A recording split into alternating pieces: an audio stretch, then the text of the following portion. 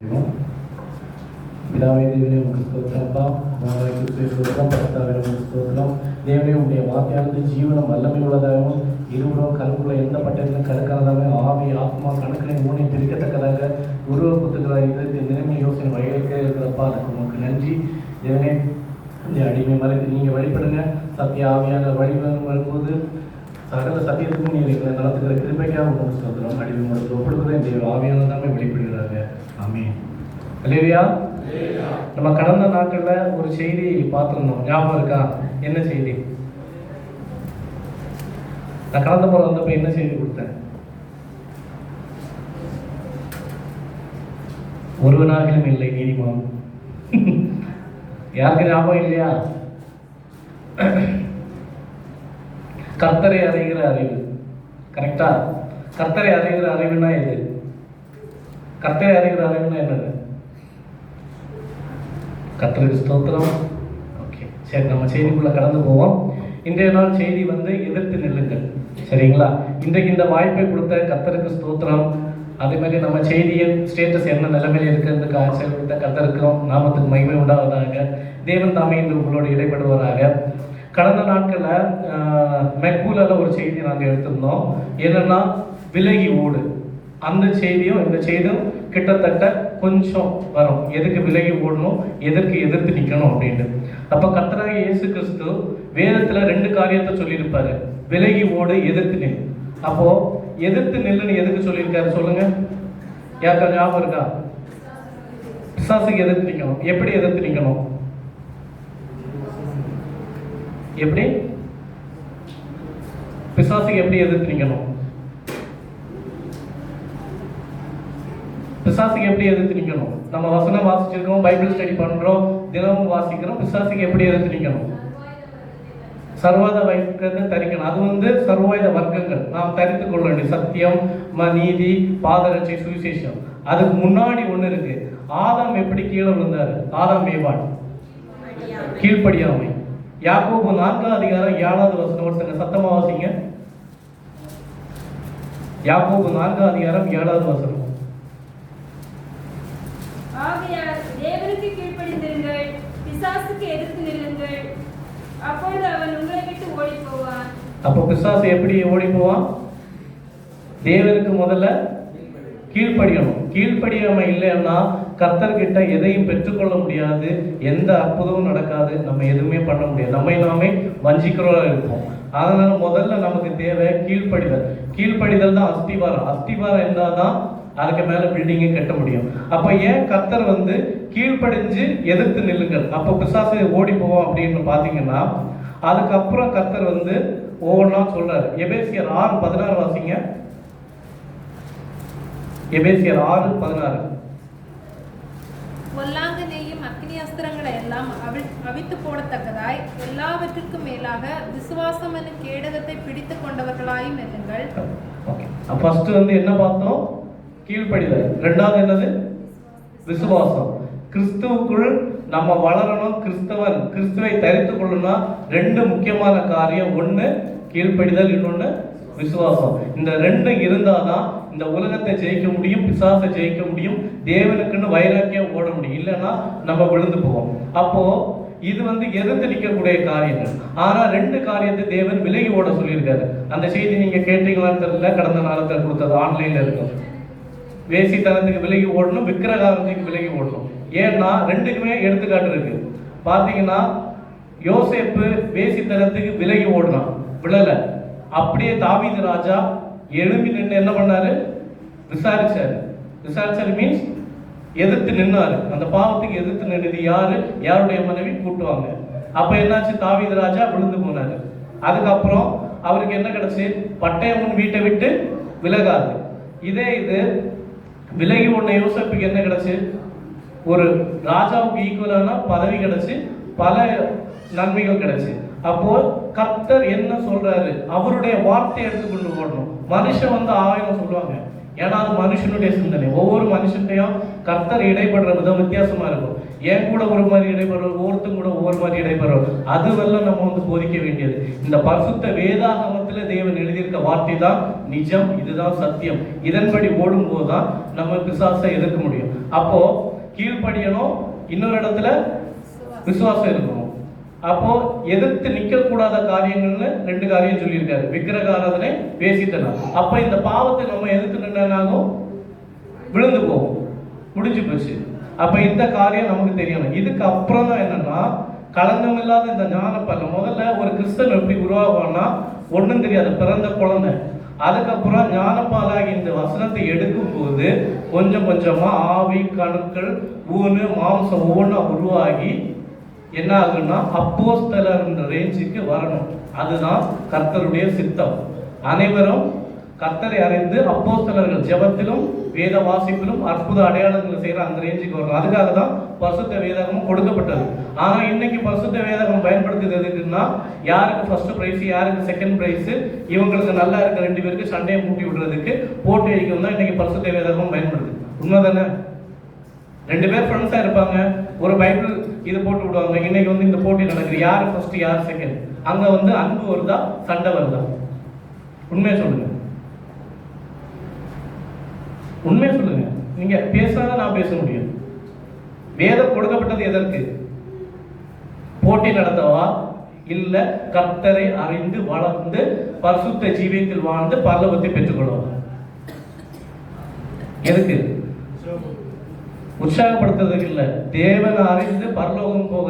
ஒரு மனிதன் எப்படி வாழ வேண்டும், எப்படி நடக்க வேண்டும், எப்படி பரலோகம் போன அத்தனையும் இது கொடுக்கப்பட்டிருக்கு. உலகம் எங்கும் சென்று சுவிசேஷத்தை, அப்ப என்ன ஆகும்? சீஷர் ஆவாங்க. ஆனா இன்னைக்கு போட்டியை நம்மளே வளர்த்து விடுறோம். பிரைஸ் இல்லாம இப்ப நம்ம சபையில பண்றாங்க, விருப்பம் உள்ளவங்க நீங்க எழுதுங்க, கர்த்தருக்குள் வர்றீங்க. நன்மை, யாருக்கும் பொறாம வரல. ஏன்? அங்க பரிசு கிடையாது, நீங்க எழுதுங்க, ஓகே குட், கர்த்தருக்குள்ள நீங்க வளர்ந்துட்டு வரீங்க. ஆனா பிற இடங்களை பார்த்து பாருங்க, என்ன பண்ணுவாங்க? இவர்களுக்கு முதல் பரிசு, இந்த பிரான்ச்சுக்கு முதல் பரிசு, இந்த ஆளுக்கு முதல் பரிசு. அப்ப என்ன ஆகும்? அங்க ஒரு ஈகோ ஸ்டார்ட் ஆகுது. அப்போ பைபிள் படிக்கிறது எப்படின்னு போகுதுன்னா, ஒரு பாரம்பரியம். Just read the book. இந்த வசனம் எனக்குள் கிரியை செய்யுமா? செய்யாது. 1000 பேஜ் எனக்கு தெரியும், 10 அதிகாரம் அசால்ட்டா சொல்லும். ஆனால் அந்த வசனம் எனக்குள் கிரியை செய்ததா, என் நடக்கை மாறியதா, நான் அதை கை கொண்டேனா? இந்த காரியம் தான் முக்கியம். அப்போ இப்ப வசனத்தை படிச்சோம், எனக்கு கீழ்ப்படுதல் இருக்கு, விசுவாசம் இருக்கு. இதுக்கு அடுத்து நம்ம போகும்போது தான் எபேசியர் 6:11-13 வாசிங்க. எபேசியர் 6:11-13.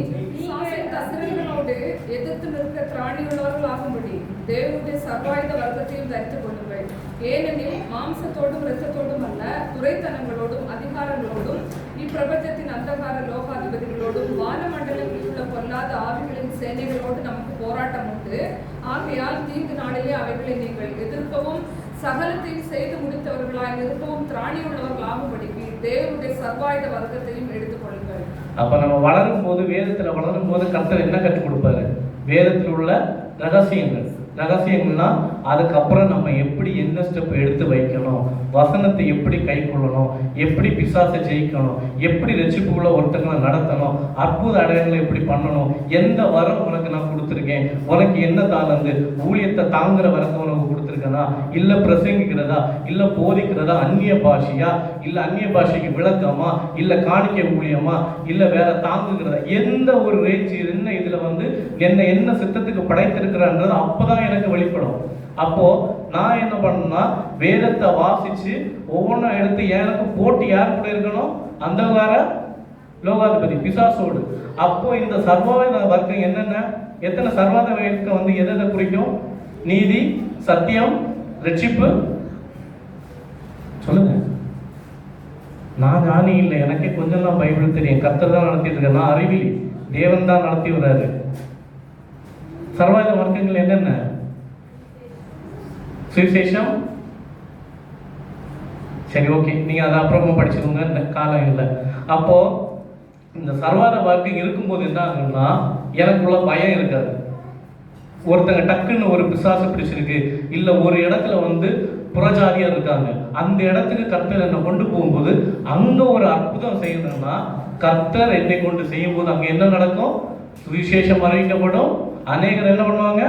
கர்த்தருக்குள் வருவாங்க.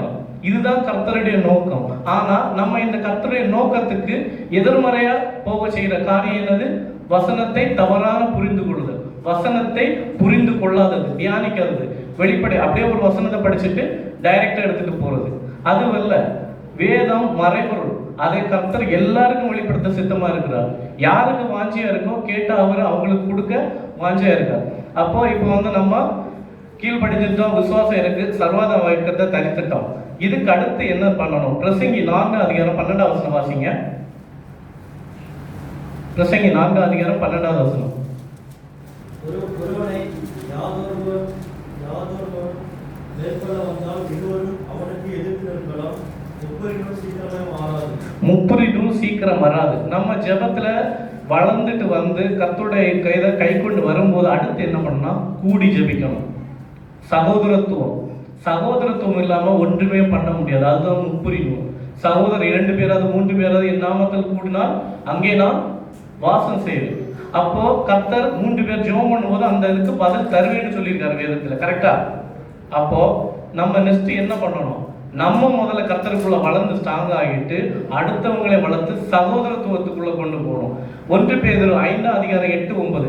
ஏன் இதெல்லாம் நம்ம கை கொள்ளணும், ஏன் இதுக்கு முக்கியன்றதுக்கான ஆதாரம் 1 பேதுரு 5:8-9 வாசிங்க. இது பெரிய செய்தி. இன்னைக்கு கர்த்தர் அளந்த அளவின்படி நம்ம பார்ப்போம். ஏனெனில் உங்கள் எதிராளி ஆகிய பிசாசானவன் கர்ஜிக்கிற சிங்கம் போல் எவனை விழுங்கலாமோ என்று வகை தேடி சுற்றித் திரிகிறார். விசுவாசத்தில் உறுதியாய் இருந்து அவனுக்கு எதிர்த்து நில்லுங்கள். உலகத்தில் உள்ள உங்கள் சகோதரரிடத்திலே அப்படிப்பட்ட பாடுகள் நிறைவேறி வருகிறது என்று அறிந்திருக்கிறீர்களே. உலகத்தில் உள்ள உங்கள் சகோதரரிடத்தில் அப்படிப்பட்ட பாடுகள் நிறைவேறி வருகிறது. இன்னைக்கு வட இந்திய எத்தனையோ மிஷனரி சகோதரர்கள் எவ்வளோ பாடுபடுறாங்க, கர்த்தருக்காக உயிர் தியாகம் பண்றாங்க. நிறைய ஊழியர்கள் கர்த்தருக்குன்னு நிற்கிறாங்க. இதுக்கெல்லாம் எது காரணம்? கர்த்தர் மேல உள்ள அன்பு, இந்த வசனத்தை தெரிந்து அவரோட கண்கள் திறக்கப்பட்டனால. ஆனா இன்னைக்கு நிறைய பேர் எப்படி கண்கள் திறக்கப்படாம கண்ணிருந்தும் காணாது இருக்கிறார், காதிருந்தும் கேளாது இருக்கிறார்கள். தெளிந்த புத்தி உள்ளவராக இருங்கள். அப்ப புத்தியை தெளிவிக்கிறது எது? நம்முடைய புத்தியை தெளிவிக்கிறது எது? வேதம். வேதம் தானே, வசனமே இருக்குல்ல, புத்தியை தெளிவிக்கிறது. அப்போ விழித்திருங்கள், ஏனெனில் உங்கள் எதிரியான பிசாசான கர்ச்சிக்கிற சிங்கம் போல். அவன் சிங்கம் கிடையாது. சூழ்நிலைகள், போராட்டங்கள் சிங்கம் போல் கர்ச்சிச்சு வருவான். ஆனா அது சிங்கம் கிடையாது. கர்த்தருக்குள்ள நம்ம இருந்து நிற்கும் போது பிசாச மேற்கொள்ளலாம். அதனாலதான் நம்ம என்ன பண்ணணும்னா பிசாசு எதிர்த்து நிற்கணும். ஆனா கர்த்தருக்கு கீழ்ப்படிஞ்சு இந்த காரியங்கள்லாம் கை கொண்டு எதிர்த்து நிற்கணும்னு சொல்றாரு. இதுக்கப்புறம் கர்த்தர் எதிர்த்து நிற்கும் காரியம் என்ன? ஏன் இப்ப கர்த்தர் எதிர்த்து நிற்பாரா? நிற்க மாட்டாரு. வேதத்துல பாத்தீங்கன்னா நானே உனக்கு எதிராளியா வந்தேன்னு சொல்லியிருப்பாரு. அப்போ கர்த்தர் ஏன் எதிர்த்து வராது, எதனாலன்னு பார்ப்போம். யாக்கோபு 4:4-6 வாசிங்க. யாக்கோபு 4:4-6 சத்தமா வாசிங்க. உலக சிநேகம் தேவனுக்கு விரோதமான பகை என்று அறியீர்களா? ஆகையால் உலகத்துக்கு சிநேகிதனாய் இருக்க விரும்புகிறவன் தேவனுக்கு பகையனாகிறார். நம்மில் வாசமாய் இருக்கிற ஆவியானவர் நம்மிடத்தில் வைராக்கிய வாஞ்சியாய் இருக்கிறார் என்று வேதம் வீணாய் சொல்கிறது என்று நினைக்கிறீர்களா? அவர் அதிகமான கிருபை அளிக்கிறாரே, ஆதலால் தேவன் பெருமையுள்ளவர்களுக்கு எதிர்த்து நிற்கிறார், தாழ்மையுள்ளவர்களுக்கோ கிருபை அளிக்கிறார் என்று சொல்லியிருக்கிறது. ஃபர்ஸ்ட் வசனம் 4வது என்னது? விபச்சாரரே விபச்சாரிகளே. வேதம் எப்படி அழைக்குது? விபச்சாரரே விபச்சாரிகளே. கடினமான வார்த்தை. ஏன்? உலக சிநேகம் தேவனுக்கு விரோதமான பகை என்று அறியீர்களா? நம்மகிட்ட உலக சிநேகம் இருக்கா? நான் உலகத்தை விட்டு பிரிஞ்சு வந்திருக்கேனா? நம்ம நிச்சயமா கர்த்தருக்கு முன்னாடி சொல்ல முடியுமா? உலகத்தை சம்பாதிச்ச என்ன ஆகும்? ஆத்மா நஷ்டப்படையும். கரெக்டா? அப்ப உலக சிநேகத்துக்கு ஏன் கர்த்தர் இவ்வளவு கடினமான வார்த்தையை யூஸ் பண்றாரு? விபச்சாரரே விபச்சாரிகளே, உலக சிநேகம் தேவனுக்கு விரோதமான பகை என்று அறியீர்களா? கண்ணானது சரீரத்தின் விளக்கு. அப்போ சபைக்கு வரேன், இல்ல என் பர்சனல் லைஃப்ல நான் வேதம் வாசிக்கிறேன், வாசிச்சு முடிச்சு இந்த விளக்கு என்னென்ன பண்ணுது? ஐபிஎல் பார்க்குதா, சீரியல் பார்க்குதா, அதுக்கப்புறம் யூடியூப்ல அடுத்த வீட்டு காரியங்களை யூடியூப்ல எடுத்து போடுறான். Home tour. 10 கட்டளை என்னது? பிறனுக்குள்ள யாதென்று இச்சியாது இருப்பாங்க. அவனுக்கு தான் வெக்கம் இல்லை. அவன் வீட்டில் இருக்க எல்லா காரியத்தையும் வீடியோ எடுத்து இந்த காரியம்னு போடுறான். பார்க்குற நான் யாரு? விசுவாசி. 10 கட்டளை அறிந்தவன். அப்போ உலகத்துக்கு எனக்கு என்னது? TV, game, cricket. அப்ப எது நமக்கு அடிமையா இருக்கு? காரணம் என்னன்னா, கண் சரீரத்தின் விளக்கு. நான் எதை பார்க்கிறனோ பிசாசு என்னை வீழ்த்தியே தீரும். கர்த்தர் தெளிவா சொல்லியிருக்காரு, இரவும் பகலும் வேதத்துக்கு தியானமா இருக்கிற மனுஷன் பாக்கியவான். அப்போ கொஞ்சம் விலகி உலகத்துக்குள்ள போகும்போது என்ன ஆகுது? தேவனுக்கு நாம பிடிக்காதவங்களா பிடிக்காதவங்களா? முடிஞ்சு போச்சு. அப்போ தேவன் எனக்கு எதிர்த்து நிற்கும் போது என் கையின் பிரயோசம் என்ன ஆகும்? அழிச்சு போடுவார். அதுக்கப்புறம் என் குடும்ப வாழ்க்கை என்ன ஆகும்? என்னுடைய ஸ்பிரிச்சுவல் நிலை என்ன ஆகும்? ஆட்டம் காணும். ஏன்? ஒரு சின்ன ஒரு இச்சையான காரியங்கள் ஏதாவது வந்தாலும் என் மனசு என்ன ஆகும்? தடுமாறும். காரணம் உலகம். உலகம் உள்ள வந்து ஏன் தேவன் உலகத்துக்கு இவ்வளவு எதிர்த்து நிற்கிறார்? நம்மில் வாசம் இருக்கிற ஆவியானவர் நம்மிடத்தில் வைராக்கிய வாஞ்சியா இருக்கிறது என்று வேத வாக்கியம் வீணாய் சொல்கிறது என்று நினைக்கிறீர்களா? காரணம் என்ன தெரியுமா? கர்த்தராகிய இயேசு கிறிஸ்து எங்க இருக்காரு? பரலோகத்தில். கரெக்டா? கர்த்தராகிய இயேசு கிறிஸ்து எங்க இருக்காரு? நம்முடன் இருக்கிறார். என்னைக்கு நான் மேல இருக்காருன்னு சொல்லணும் அவுட்டு. ஏன் தெரியுமா?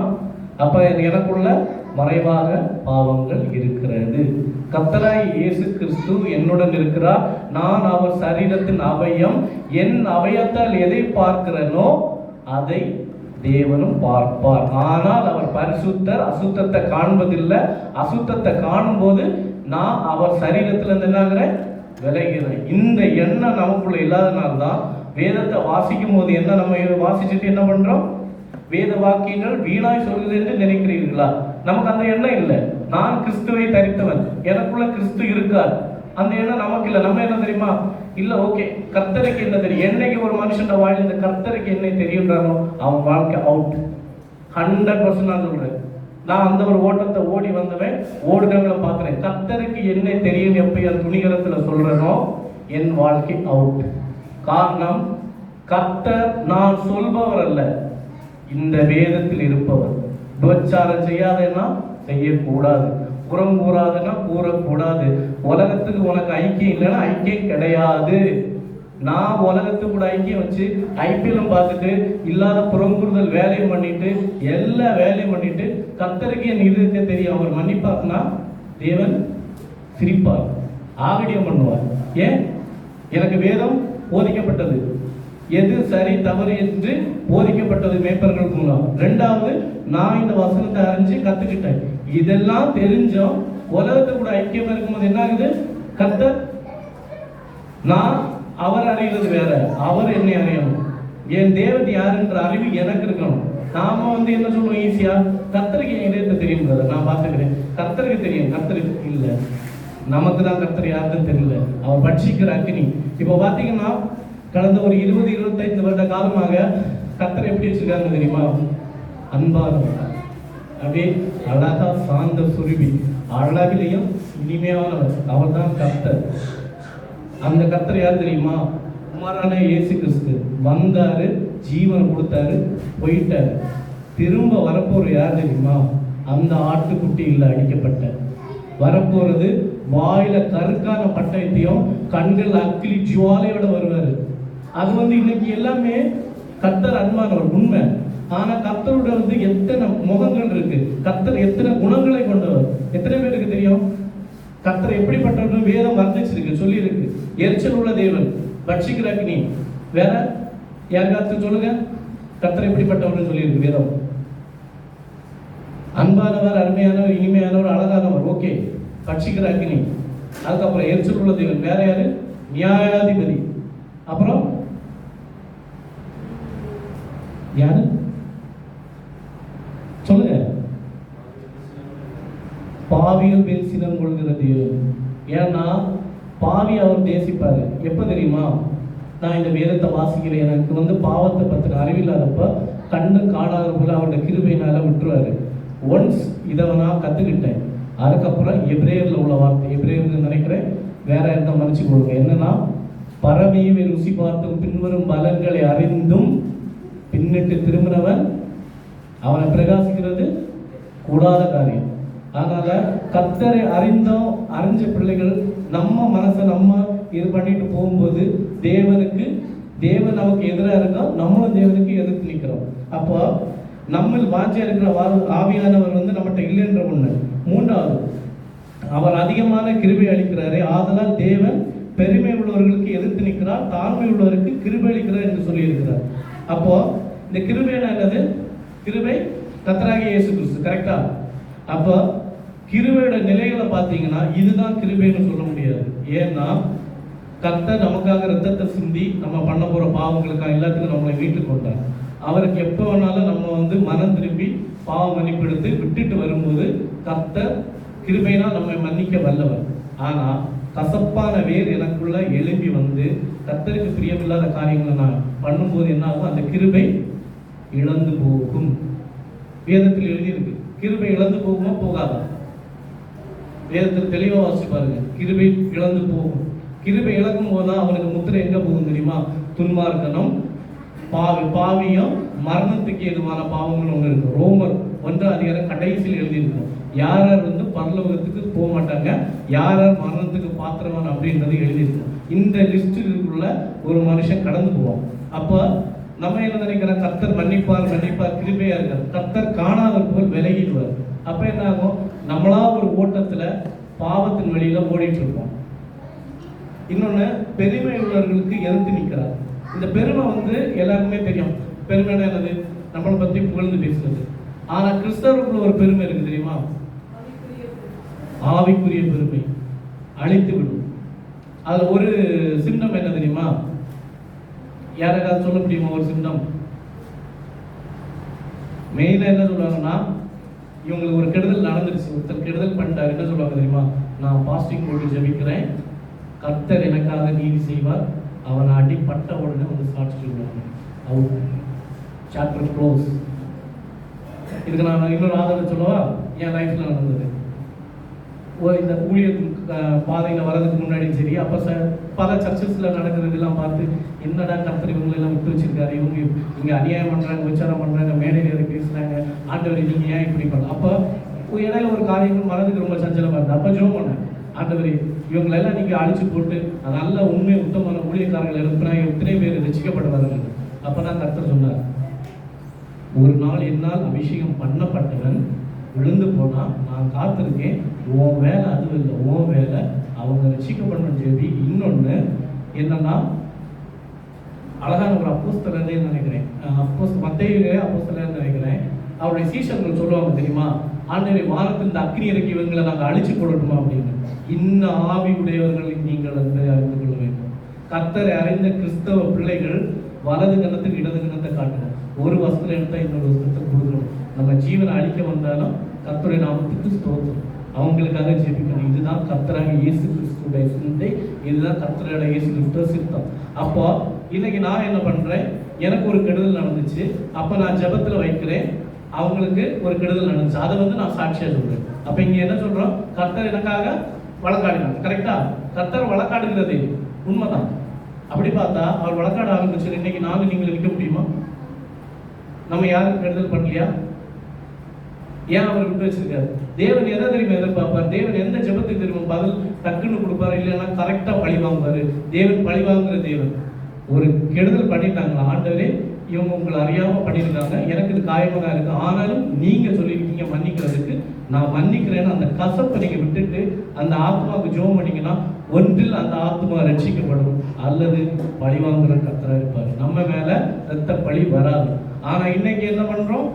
சாட்சிட்டு வந்ததும் கர்த்தர் எனக்காக இதை செய்யறார். அடுத்து இன்னொரு வார்த்தை, நான் எல்லாம் ஜெபம் பண்ண என்ன ஆகும் தெரியுமா? ஆகணும், உண்மைதான். நம்ம ஜெபம் பண்ணா அற்புதம் நடக்கணும். அது யாருக்கு நடக்கணும் தெரியுமா? எத்தனை பேர் வந்து கஷ்டத்துல இருக்காங்க, பாடுகள்ல இருக்காங்க, அவங்களுக்கு ஜெபம் பண்ணி அற்புதம் பண்ணிட்டு வந்து சாட்சி சொல்லுங்க. நான் ஜெபம் பண்ண நீ என்ன ஆகும் தெரியுமா? கர்த்தர் உடனே கேட்பார், இந்த வார்த்தை வருதா இல்லையா கிறிஸ்தவர் வாயிலிருந்து? பெருமை. காரணம், எனக்கு வசனம் தெரியும். நான் கொஞ்ச நாள் ப்ரேயர் பண்ணேன், கர்த்தர் என்னோட ஜெபத்தை கேட்டு அற்புதம் பண்ணா எனக்கு 2 கொம்பும் முளைச்சிருச்சு. கொம்பு முளைச்சாலும் பரவாயில்ல, வானத்துக்கு கீழே குதிக்கிற அளவுக்கு போகுது. காரணம் பெருமை. அப்ப தேவன் வந்து கூட இருக்க மாட்டார், எதிர்த்து நிற்பார். அற்புதம் நடக்கும், அதிசயம் நடக்கும். உங்களை நான் அறியேன்.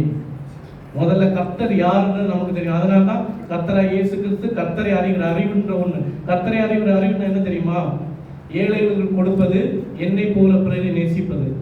இன்னொரு ஏழை இருக்காங்க, கஷ்டத்தில் இருக்காங்கன்னா என் சகோதரி யாரோ அவங்களுக்கு நான் கொடுக்கணும்.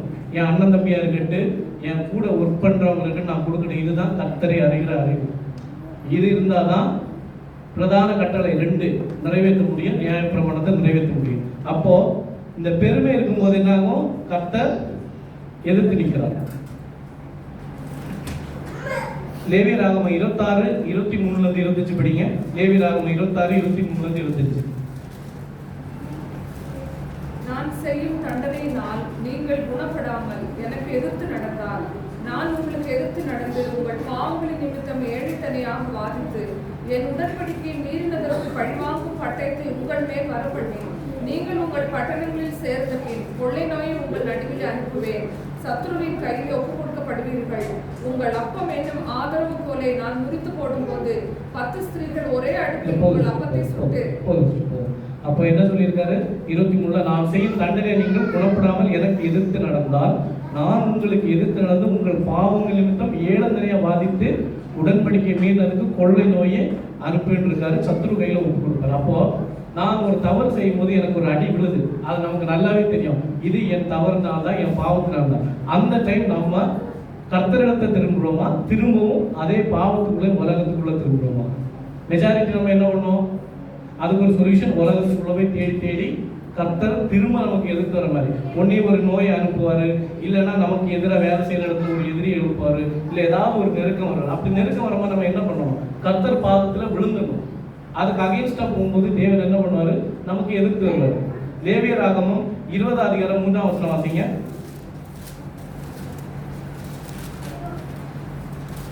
அவன் என் பரிசுத்த ஸ்தலத்தை தீட்டுப்படுத்தி என் பரிசுத்த நாமத்தை பரிசுத்த குலைச்சலாக்கும்படி தன் சந்ததியில் ஒரு பிள்ளையை மோளைக்கு கொடுத்ததினால் நான் அப்படிப்பட்டவனுக்கு விரோதமாக எதிர்த்து நின்று அவனை தன் ஜனத்தில் இராதபடிக்கு அறுப்புண்டு போக பண்ணுவேன். அப்போ இந்த மேலாள் கொடுக்கிறது என்னன்னா, கர்த்தரை அறிந்த விசுவாசியும் அந்நியனும். கிறிஸ்துவை அறிந்தவர் ஜெபம் பண்ணி தன்னுடைய பெற்றோருக்கு ஒப்பு கொடுத்து, கர்த்தருக்கு ஒப்பு கொடுத்து எந்த பிள்ளையை பார்க்குறாங்களோ அதை தான் திருமணம் செய்ய வேண்டும். அதை மீறி வேற ஒரு புறஜாதியாரை திருமணம் பண்ணிட்டு நான் கல்யாணத்துக்கு அப்புறம் மாற்றுவேன் கர்த்தர் என்னென்று சொன்னார்னா என் சுய விருப்பமே. இதுல கர்த்தருக்கு இதுக்கும் சம்பந்தம் கிடையாது. அப்போ புறஜாதியால போய் எடுக்கும்போது என்ன ஆகும்?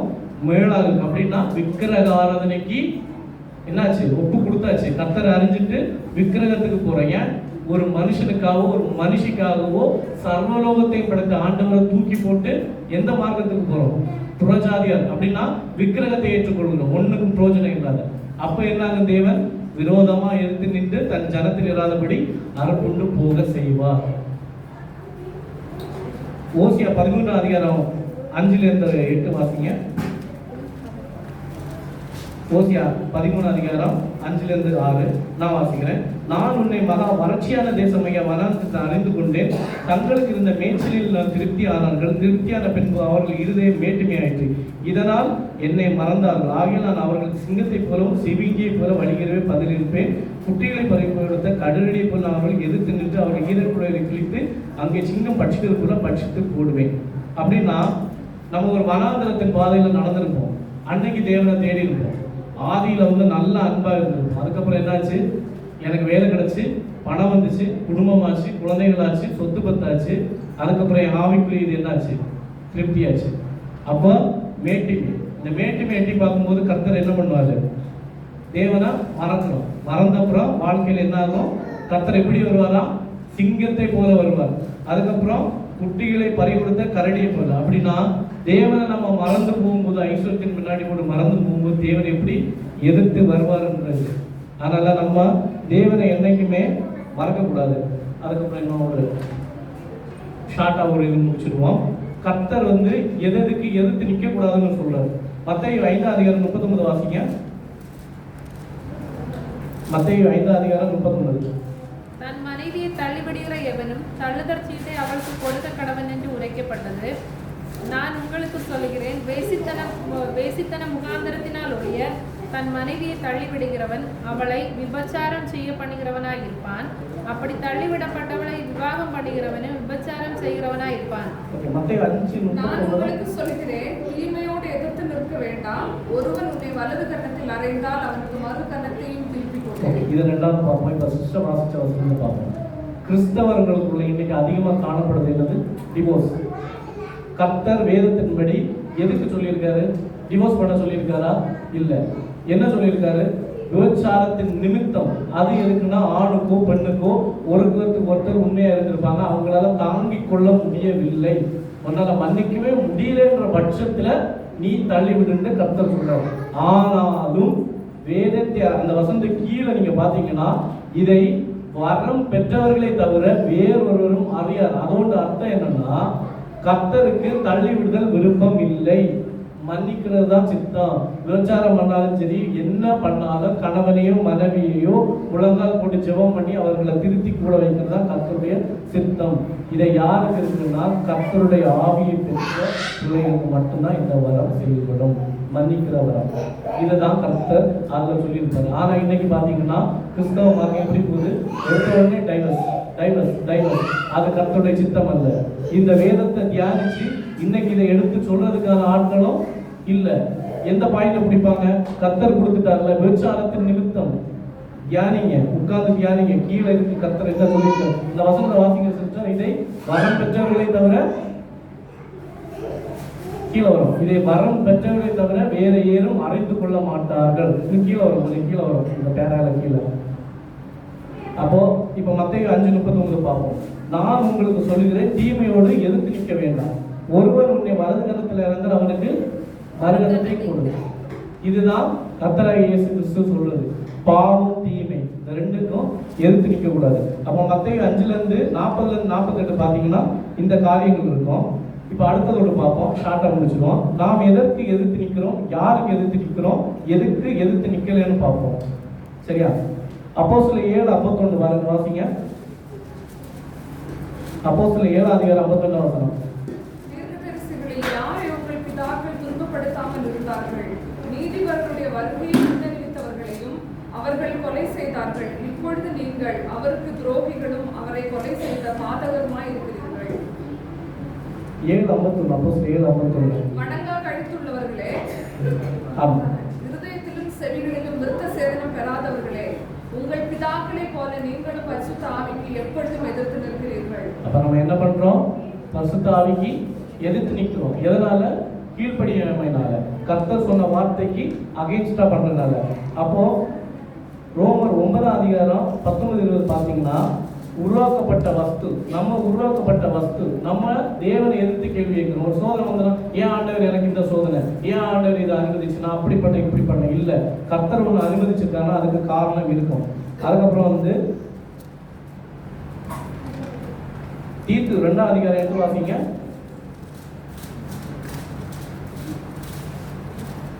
தீத்து 2:8 உங்களை குறித்து கொண்டாடி சொல்கிறது ஒன்றுமில்லாமல் வெட்கப்படத்தக்கதாக உபதேசத்திலே இதற்கில்லாதவரும் நல்லொழுக்கம் உள்ளவரும் குற்றப்படுத்தாத ஆரோக்கியமான வசனத்தை போதிக்கிறோமா இருக்கிறோம். அப்ப நம்ம எப்படி இருக்கணும்? எதிரியாரியவன் நான் யாரு? பிசாசு. அவன் நம்மளை குற்றம் பிடிக்காத மாதிரி நம்ம நல்லொழுக்கத்திலையும் ஆரோக்கியமான வசனத்தை பேசுறதுலையும் நம்ம கரெக்டா. ஏன்னா வசனத்தை நம்ம பிரிச்சு பேசுவோம். எப்படி தெரியுமா? கர்த்தர் கொடுத்த வசனம் ஒண்ணா இருக்கும், நம்ம அதை நமக்கு சுயமா எடுத்து பேசுவோம், நம்ம சந்தர்ப்பத்துக்கு ஏற்ற. அந்த மாதிரி இல்லை. கர்த்தர் எதை கொடுத்திருக்காரோ அதனுடைய சத்தியத்தை மட்டும் பேசணும். இப்போ எபிரேயர் 12:4 பாத்தீங்கன்னா, பாவத்துக்கு விரோதமாய் போராடும் ரத்தம் சிந்தப்படத்தக்கதாக நீங்கள் இன்னும் எதிர்த்து நிற்கவில்லையே. அப்ப நம்ம எதிர்த்து நிற்கவில்லை. பாவத்துக்கு எதிராக ரத்தம் சிந்தத்தக்கதாக நம்ம என்ன பண்ணல? எதிர்த்து நிற்கல. ஏன்னா யூதா 1:11 பாத்தீங்கன்னா, பீலேம் என்ன பண்ணுவாரு? கர்த்தரை அறிஞ்சவர், ஆனாலும் என்ன பண்ணுவாரு? அற்ப கூலிக்காக அவரு கர்த்தரை மறுதளிச்சுட்டு அங்க போவாரு. அதே மாதிரி நம்ம நிறைய இடங்கள்ல என்ன பண்றோம்? கர்த்தரை விட்டு விலகி ஓடுறோம். இப்போ கர்த்தருடைய வார்த்தையை நம்ம கை கொண்டு நடந்தா என்ன நடக்கும் அப்படின்றத பார்ப்போம். யோசுவா 1:5 வாசிங்க. யோசுவா 1:5.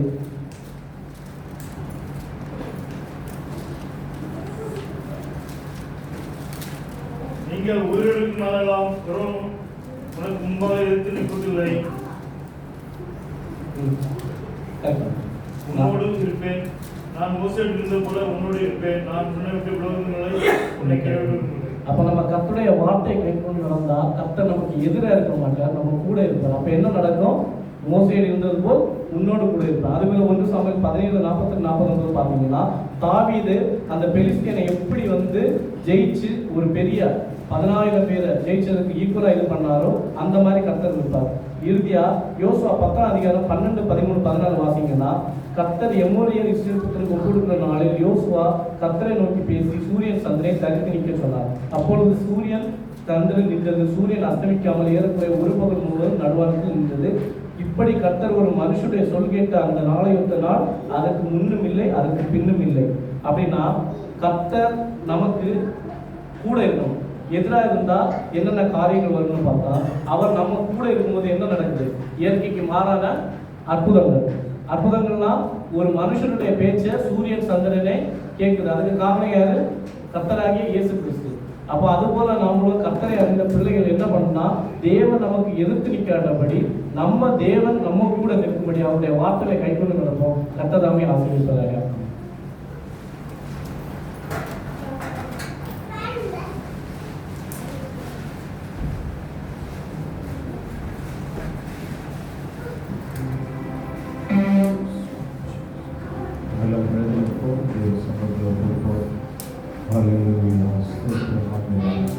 தேவனுக்கு கீழ்ப்படிந்திருக்கும் பிசாசுக்கு எதிர்த்து நில்லுங்கள்.